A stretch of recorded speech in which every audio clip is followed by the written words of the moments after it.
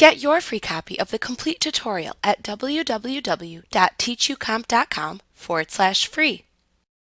If you don't use purchase orders to acquire inventory item parts you sell to customers, you can write a check to purchase inventory items instead. To write a check for inventory part items you have created in your item list, select Banking, Write Checks from the menu bar to display the Write Checks window. Fill out the upper portion of the check with the appropriate vendor information.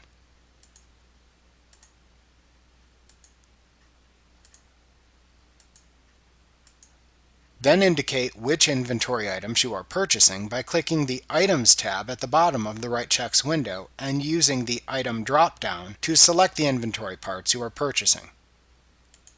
Enter each inventory item purchased into a separate row. For each inventory item purchased, enter the quantity purchased. If needed, also enter the cost of each inventory item purchased into the Cost column. The total amount of the check will be determined by the total cost of the inventory parts entered into the Items tab. After you have finished listing the purchased inventory on the Items tab, click either the Save and Close button to save the check and close the Write Checks window, or click the Save and New button to save the check but leave the Write Checks window open so you can continue writing checks.